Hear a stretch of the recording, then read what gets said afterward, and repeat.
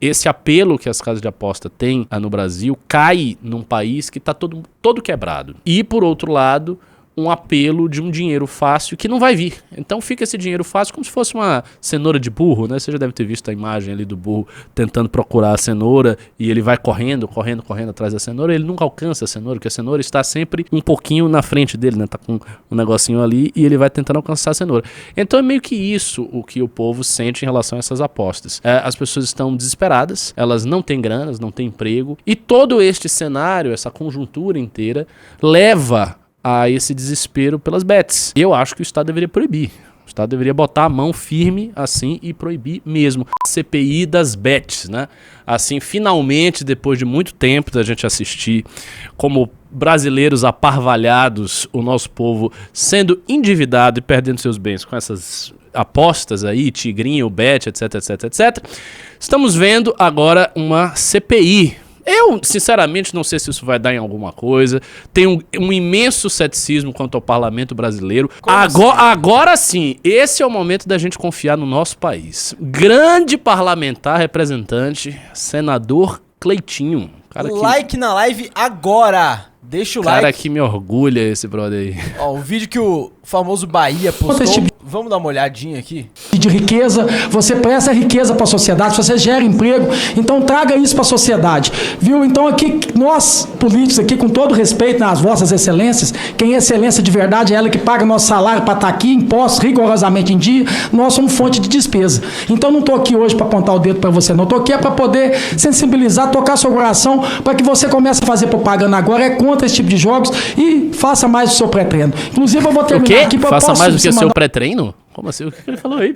Faça mais o pré-treino? Foi isso? Vou terminar aqui, posso você mandar um abraço para minha esposa, claro, minha filha? Claro. Ah, meu Deus! Ah, meu Deus!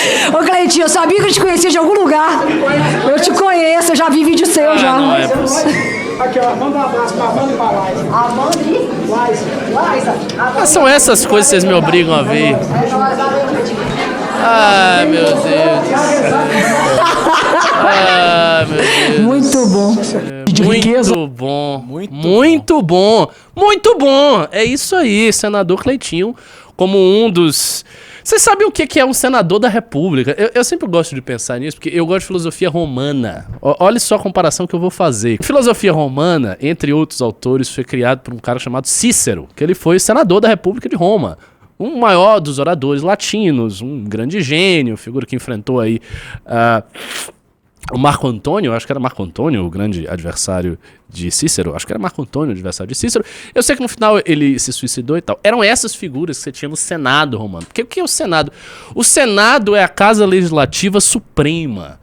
É tipo assim, sabe? Quando você tem a trajetória da política, aí você vai, aí você é um vereador, aí depois de vereador você vira deputado, aí você vira deputado várias vezes, aí você vira prefeito.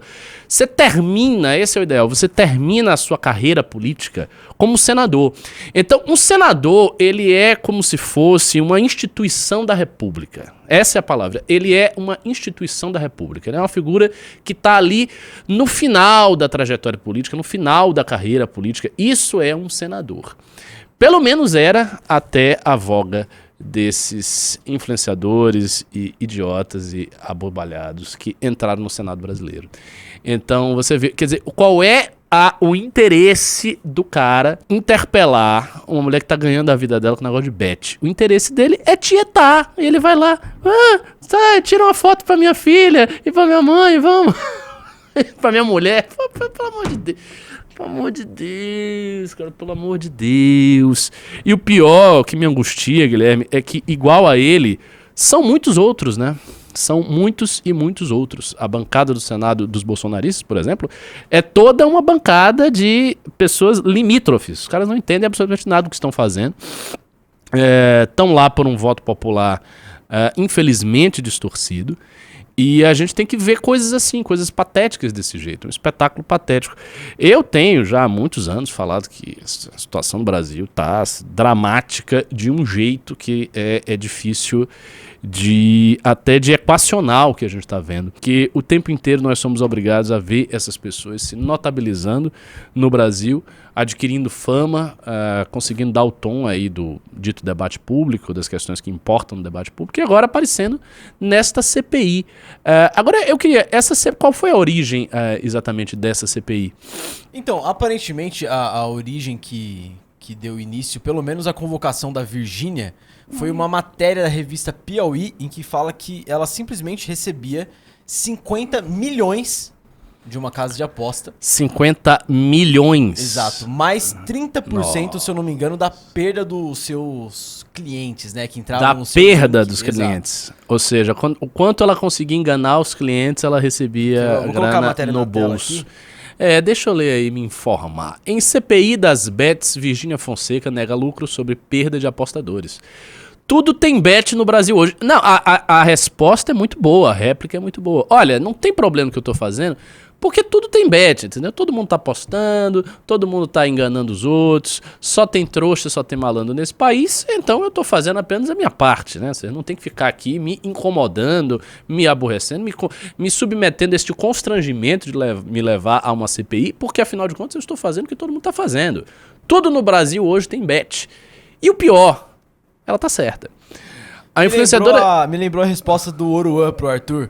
Ué, você nunca viu um fuzil na TV? Qual que é o problema de ter um fuzil? Exatamente, qual o problema? Você nunca viu um fuzil? Toda hora um fuzil tá na Globo? Jornal. Tá a mesma coisa, toda hora tem bet. O Brasil tá todo cheio de bet, todo mundo usa bet. Qual é o problema? A influenciadora digital Virgínia Fonseca concedeu depoimento nesta terça-feira na Comissão Parlamentar de Inquérito das Bets no Senado. A comissão investiga a influência das plataformas de apostas no orçamento das famílias brasileiras e suas eventuais conexões com crimes financeiros como lavagem de dinheiro e associação criminosa. Com mais de 53 milhões... Nossa, eu não tinha ideia que ela tinha 53 milhões de seguidores. Ela tem 53 milhões de seguidores. Não, deixa eu olhar aqui, porque assim, eu confesso que eu nunca vi o Instagram desta mulher. Virgínia. É Virgínia que tá? É isso aí, Virgínia Fonseca Serrão Costa. É isso mesmo, 53,4 milhões de seguidores. Toda a honra e glória a Deus. Não, até tire, que daqui a pouco as pessoas vão seguir ela um pouco mais, né? Como se ela já não tivesse seguidores o suficiente. Exatamente, ela ficou famosa pelo quê? Eu sou um ignorante dessas coisas de subcelebridades, celebridades. Falem vocês aí no chat, vocês que acompanham tudo. Essa mulher ficou famosa pelo quê? O que ela fez demais? Bom, vamos lá. Com mais de 53 milhões de seguidores no Instagram e contratos milionários com empresas de aposta online, Virgínia é considerada peça-chave para entender a estratégia de comunicação dessas empresas que têm usado figuras populares da internet para atrair novos apostadores, especialmente jovens. A influencer chegou... estão dizendo que ela casou com o filho do Leonardo. O filho do Leonardo, ela é gata, ela é casada com o filho do Leonardo. Esses são os motivos que ela ficou Era famosa. namorada de youtuber. Canal no YouTube sobre maquiagem. Cara... É isso. Segundo a parlamentar, a presença de Virgínia era necessária pela popularidade e relevância da apresentadora do mercado digital, onde influencia milhões de seguidores em diversas plataformas. Parte boa aqui, ó. Bota aí. Virgínia negou que recebesse... Em seu depoimento, Virgínia negou que recebesse um percentual do lucro da bet a partir da perda de cada apostador influenciado por ela. Uma reportagem da revista Piauí, publicada em janeiro deste ano, revelou os termos do contrato entre Virgínia e a plataforma Esportes da Sorte. Segundo o texto, ela teria recebido um adiantamento de 50 milhões em dezembro de 2022. Nossa senhora. Nunca vi essa nota na minha frente. Eu confesso que eu estou ficando com inveja, Virgínia. E ganharia 30% de tudo o que os apostadores perdessem ao acessarem o site por meio de seu link. Modalidade informacionalmente batizada por profissionais do setor como cachê da desgraça alheia. Cachê da desgraça alheia. Na prática, enfim, aí ele fica explicando o que é o menos 30, que a gente não precisa ser, são inteligentes, né? Vocês vão saber.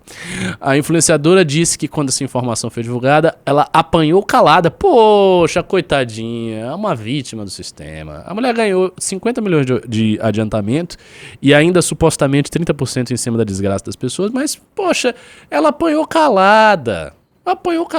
Estão maculando a imagem da Virgínia Fonseca. Como é que vocês fazem isso, né, brasileiros? Olha que maldade. Fechei meu contrato com a Exposta da Sorte, esse valor que eles me pagaram. Se eu dobrasse o lucro dele, eu receberia 30% a mais da empresa. Em momento algum, sob perdas dos meus seguidores. Não tinha nada de anormal no meu contrato. O que é uma coisa muito interessante, a lógica que está implícita nessa resposta, né? Porque, veja, quando você está numa empresa que é uma empresa de apostas, uma casa de apostas, só existe uma maneira da casa de apostas obter lucro. A única forma da casa de apostas obter lucro é você perder. É para isso que funciona uma casa de apostas, cara. Você vai apostar e a casa obtém lucro porque você perdeu. Se você ganhasse e levasse os prêmios, a casa não conseguiria se sustentar, ela quebraria. E é por isso que se chama casa de apostas. Então é evidente que quando ela fala em aumento do lucro, que vai aumentar o lucro, ela receberia um dinheiro, esse dinheiro vem da perda dos seus seguidores. Eles vão perder grana, assim como estão perdendo muito dinheiro. Eu me lembro, Guilherme, de ter visto, acho que foi um news que eu comentei isso aí, tem bastante tempo já, a gente chegou a comentar, eu acho que o Renan também comentou numa live dele, que tinha um valor específico do Bolsa Família que estava desaparecendo aí por apostas. Não era um valor baixo, era um valor expressivo, era coisa de 7%, 10%, 3%. Era um valor significativo. Não lembro exatamente, mas tinha isso, ou seja, uma parte considerável da transferência de renda aqui. Beneficiários do Bolsa Família gastaram 3 bi com bets em agosto, diz Banco Central. Os beneficiários do Bolsa Família transferiram 3 bi às empresas de aposta, conhecidas como bets, blá blá blá. Deixa eu ver se tem um percentual. Eu acho que não tem um percentual. De acordo com o documento, a média dos apostadores são chefes de família, 4 milhões, e enviaram 2 bi, 60% de Pix para as bets. A média gasta de R$100. A média por pessoa. E o benefício é um benefício pequeno, então, assim, isso aí Nossa, isso é muito alto. Baixa aí mais um pouquinho. Outros dizem que as expostas... não vai falar quantas pessoas... Mas, assim, é um montante muito considerável, cara. Se a gente tá falando de B de bola num programa como Bolsa Família e com média de R$100 por beneficiário que tá apostando, a gente tá falando basicamente de pessoas que receberam dinheiro, que estão transferindo dinheiro para uma empresa que nem é brasileira, que estão perdendo esse dinheiro, que estão sendo enganadas e que ficam desesperadas tentando alguma coisa com isso, tentando dar sorte na vida, né, tentando ter uma grana, né, quando na realidade a vida delas está completamente ferrada, completamente destruída. É bem triste a situação toda, né, que se deixou chegar. Eu sou da opinião, já falei isso, que eu acho que essas coisas todas elas devem ser proibidas por Estado. O Estado deve colocar a mão pesada e proibir mesmo. Então eu não acho que cabe fazer nenhuma transigência. Eu acho que isso deveria ser proibido. Caso, para mim, isso é minha opinião pessoal. Não é a opinião do MBL, não é algo oficial. Se tem alguém que, enfim, que a gente gosta e que vive a vida aí com coisas de aposta, eu não acho isso correto. Eu, pessoalmente, não gosto disso. Acho que é bem ruim. Algumas pessoas dizem, mas são adultos e os adultos podem escolher, e é mais ou menos a mesma coisa que você se viciar em cachaça, e por que você proibiria a cachaça? Ok, tem vários argumentos nesse sentido, mas sinceramente eu acho que o potencial viciante disso é muito grande e piora um pouco, porque esse apelo que as casas de aposta têm no Brasil cai num país que está todo quebrado. Então você tem por um lado um país que está todo quebrado e por outro lado um apelo de um dinheiro fácil que não vai vir. Então fica esse dinheiro fácil como se fosse uma cenoura de burro, né? Você já deve ter visto a imagem ali do burro tentando procurar a cenoura e ele vai correndo atrás da cenoura, e ele nunca alcança a cenoura, porque a cenoura está sempre um pouquinho na frente dele, né? Tá com um negocinho ali e ele vai tentando alcançar a cenoura. Então é meio que isso o que o povo sente em relação a essas apostas.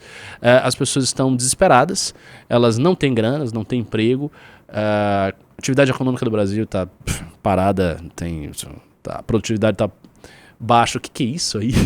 Está baixa há 40 anos, não tem acréscimos reais de produtividade na economia brasileira. E todo este cenário, essa conjuntura inteira, leva a esse desespero pelas bets. Então, eu acho que o Estado deveria proibir. O Estado deveria botar a mão firme assim e proibir mesmo. Faça uma enquete aí, operador, e veja o que o pessoal acha. Se o Estado deve ou não proibir as bets. E eu vou aproveitar isso da bet das apostas para falar um pouco dos problemas do Brasil. Nos análises que eu fiz no News, geralmente a gente fala de outros assuntos. Opa! 1 minuto, 300 votos. Olha, eu tô sentindo firmeza da parte de vocês, hein? Parece que MBL Bolchevique vem aí. A gente tá... assim... eu vou falar uma coisa aqui de uma pessoa que está no MBL desde quase o princípio. Há uns 5 anos atrás, Guilherme, se eu fizesse essa enquete que eu fiz hoje, provavelmente teria 60% ou 70% a favor das apostas. Imagina. Teria mais gente a favor das apostas do que contra. As pessoas jamais iam dizer que o Estado tem que botar a mão firme contra as bets. Iam falar que tem a liberdade, porque o liberalismo, porque a liberdade das pessoas de se conduzir, e essa liberdade racional. O fato, minha gente, é o seguinte, essa ideia de que o cidadão tem uma liberdade racional, porque ele tem um autodomínio e uma vontade, ele deve se conduzir. Eu sinto muito, mas isto não é válido para o Brasil atual. Eu sinto muito, ele não é válido para a maior parte dos cidadãos brasileiros. Os cidadãos brasileiros, especialmente os de baixa renda e também de baixa cultura, né, porque há uma certa correlação entre baixa renda e baixa cultura, o que não é uma correlação que às vezes escapa, porque essa Virgínia, por exemplo, ela tem muita renda, muita grana, mas certamente não é uma pessoa muito lúcida ou muito esclarecida. Mas os cidadãos que têm baixa renda e baixa cultura, eles são como crianças que estão se lambuzando numa gelatina, entendeu? E são crianças diabéticas. Então você não pode deixar o cara ficar se lambuzando na gelatina. Eles não sabem o que eles estão fazendo. Literalmente os caras não sabem. Mas você pode dizer, não, mas eles sabem. Então, sabem, mas os estímulos para essas pessoas viverem e se conduzirem, eles estão no nível tão imediatista, eles são tão baixos, eles são tão vulgares, eles são tão primitivos, que não dá para esse pessoal simplesmente sair tomando as decisões que eles querem. Sério. Assim, se a gente não quer embarcar num autoritarismo real, e a gente não quer, uma ditadura, coisa desse tipo, dentro da democracia brasileira, né, que a gente vai conservar as instituições democráticas, tripartição de poderes, legislativo, executivo, judiciário independentes, né, direito à contestação, direito à oposição política, partidos de oposição, partidos de situação. Se a gente quer conservar este arranjo, nós precisamos introduzir elementos, por assim dizer, pedagógicos, educativos no arranjo democrático brasileiro. O que eu quero dizer com isso? Eu quero dizer que a gente tem que restringir algumas possibilidades de ação destas pessoas. Então, por exemplo, fala, mas a bet, mas a pessoa pode escolher. Não. Você vai dizer, não vai escolher. Você não vai escolher fazer isso aqui. Vai ser proibido. Outra coisa que, a meu ver, tem que ser proibida. Eu acho que tem que ser proibida. Esses sites aí de soft porn, não são nem soft porn, são sites de pornografia. Na prática é essa. OnlyFans, Privacy, não sei o quê. Isso tem que ser proibido. Proibido. Em minha opinião, pessoal, novamente, não é a opinião do MBL, não é consenso, na minha opinião, tem que se proibir essas coisas todas, porque você tem um monte de menina que fica vendo essas prostitutas de luxo, tipo Martina e companhia, ganhando rios de dinheiro. As meninas ficam, obviamente, a menina é pobre, imagina, você é uma mina pobre, você é uma mina bonita. Pensa na irmã de vocês, tá? Pensa nas futuras filhas de vocês. Pensa em pessoas... as meninas estão pobres, porque o Brasil está quebrado. O Brasil, como eu estou falando, é um país que não tem perspectiva. Hoje, por exemplo, um jovem de classe média baixa ou classe baixa, que faz o 3º ano num colégio público de periferia, me diga sinceramente qual é a perspectiva desse cara. Esse cara não tem perspectiva de nada, Ele sabe que ele não vai conseguir melhorar muito. É a armadilha do pensamento limitante que a pobreza cria na cabeça das pessoas. Porque o que é esse pensamento limitante? Se você não tem perspectiva de melhorar, você não vai se esforçar. É muito simples. Se você não tem perspectiva de melhorar, você não vai se esforçar. Então, há algumas décadas atrás, o cara que era de classe média baixa ou de classe baixa tinha perspectiva de melhora. Eu vou falar aqui um depoimento pessoal da minha família. Eu fui criado numa família que já estava relativamente bem estruturada, família de classe média, minha mãe era professora universitária, eu não tive contato com meu pai, mas ela era professora universitária, me deu uma educação bem ok, bem boa. Não éramos ricos, não éramos assim, afluentes, de ficar fazendo viagens, coisas, não existia. Mas nas gerações anteriores, o meu avô veio de um contexto muito pobre, muito pobre, muito sofrido mesmo. Eles vieram do interior remoto da Bahia, de rincões assim, quase abandonados do estado, de uma família que era uma família de camponeses que ficavam catando algodão. Então é isso que meu avô, que os meus bisavós faziam. Eles eram catadores de algodão e da minha avó também, catadores de algodão, né, estavam ali numa vida de subsistência, uma agricultura de subsistência muito limitada mesmo. Mas o que aconteceu? O meu avô, ele era um cara forte, fisicamente forte e briguento. Desde quando ele era muito novo, desde quando ele tinha o início da adolescência, ele pegava briga com as pessoas, ele era forte e ia lá, era muito corajoso e tal. O que fizeram com ele? Pegaram o moleque de 18 anos e viram, pô, esse moleque aqui, ele é briguento, ele é assim, ele é forte e tal. Mete ele no exército. Pronto, pegou o moleque e meteu ele no exército. E no exército brasileiro, que era na época uma instituição, né? Ele foi ascendendo patente a patente e a vida dele foi melhorando. E muitas outras pessoas tiveram uma vida parecida, né? Às vezes por caminhos não militares, mas, pô, chegava um cara de classe baixa, abria uma mercearia, abria uma lojinha qualquer, um negócio para vender qualquer coisa, entendeu? Pegavam os caraminguá, um dinheirinho que estava guardado e abria um negocinho simples e o cara conseguia prosperar, ia prosperando, ia melhorando de vida, melhorava a vida dos seus familiares, aí a próxima geração já tinha mais estudo, a próxima geração já fazia uma graduação, já tinha um curso superior, já ia, né, aos poucos ali melhorando de vida e os netos já tinham uma vida mais confortável. Isso aconteceu com muitas e muitas famílias brasileiras nas últimas décadas, mas hoje é muito difícil. Hoje está muito difícil isso acontecer. Então, pela dificuldade imensa de você furar a desigualdade social reinante no Brasil, que é assim, acachapante, né, e que é muito rígida, está cada vez mais rígida, as pessoas não têm perspectiva. E aí, quando não tem perspectiva, a pessoa vai fazer o quê? Ela vai ficar 30 anos com subempregos ou empregos temporários, né, bicos e tal. Aí vai ficar desempregado crônico, às vezes arranja um emprego, mas também o emprego paga muito mal. Tudo tá muito caro, aí o cara não consegue ter uma casa. Aí quando ele vai morar numa favela, porque ele não consegue morar em nenhum outro lugar. Aí na favela ele está submetido a índices de criminalidade absurdos, que não existiam, veja, que não existiam há 50, 60 anos atrás, porque a criminalidade brasileira aumentou demais nas últimas décadas. Né? Todo mundo sabe que há 60, 70 anos atrás, na época que os seus avós eram jovens, o Brasil não era tão perigoso quanto é hoje. As pessoas podiam sair na rua, voltar, sair de noite. Tinha crime, óbvio, mas não era do jeito que estava. Então essa pessoa, ela entra num ambiente de profunda criminalidade, ela não tem muito o que fazer e ela vai ficando ali e vai perdendo a vida dela daquele jeito. Quando você tem este cenário, a gente entende bem por que as pessoas se comportam da forma que a gente viu. As figuras que são famosas aí, que estão no show business, com essa Virgínia, não são pessoas que estão aí agregando absolutamente nada, não tem absolutamente nada que essas pessoas possam agregar de positivo no Brasil. Essa é a dura realidade. E estamos aí. E é triste ver o que está acontecendo.